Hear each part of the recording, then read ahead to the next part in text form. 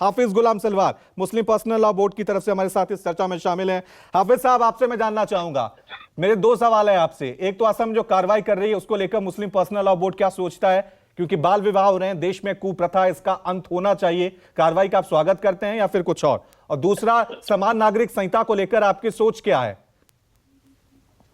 सबसे पहले मैं अपनी सफाई दे दूं कि मैं पर्सनल लॉ बोर्ड का नहीं हूं, यूनाइटेड मुस्लिम मोर्चा का मैं प्रवक्ता हूं। ठीक है और वो गलती से लिखा गया था, तो आपने भी परिचय करा दिया पर्सनल लॉ बोर्ड को लेकर। चलिए, कोई बात। पर्सनल लॉ बोर्ड की बैठक हो रही है, वो क्या फैसला लेंगे और उनके फैसला लेने ना लेने का सरकार पर या मुस्लिम समाज पर क्या असर पड़ेगा, ये कोई मायने नहीं रखता। मायने ये रखता कि विप्लव देव जी ने अभी अपने बातों के दरमियान एक बात कही, आपने नोटिस किया कि नहीं, कि अमुक मुद्दे पर ओवैसी साहब ने चूंकि बयान नहीं दिया इसलिए डिबेट का वो हिस्सा नहीं बन पाया।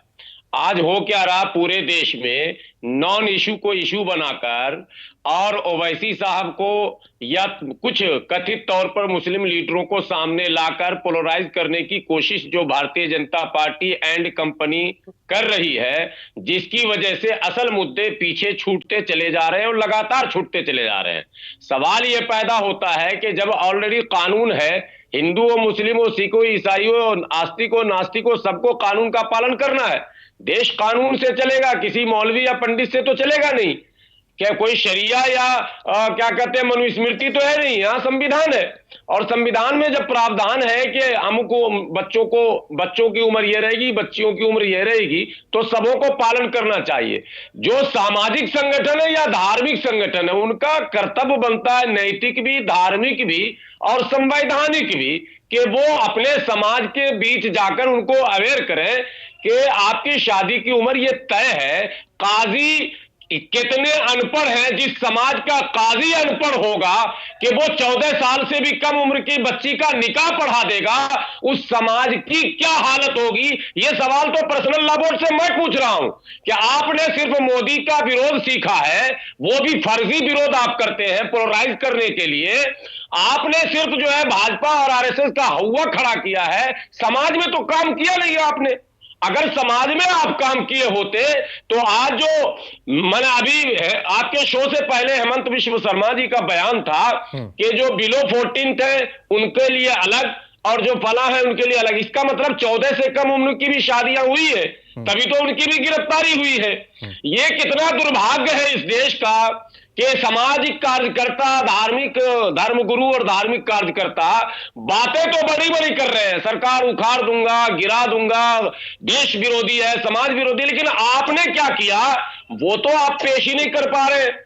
आप कह रहे भारत के सबसे बड़े मुसलमानों का मैं संगठन हूं, पर्सनल लॉ बोर्ड, जिसमें सभी संगठन समाहित हो जाते हैं, उसके बावजूद आपके यहाँ काजी की तरबियत नहीं हो पाई। थोड़ा सा रोक रहा हूं, बीजेपी यही तो कह रही है ना, इसीलिए कि अलग अलग धर्मों के कानून है और इसी वजह से ना 3 तलाक की वजह से कई बार महिलाओं के साथ जो है अन्याय हो जाता है, बाल विवाह के नाम पे छोटी बच्चियों के साथ विवाह हो जाता है। तो वो यही तो कह रही है कि इसीलिए इस देश में यूनिफॉर्म सिविल कोड आना चाहिए।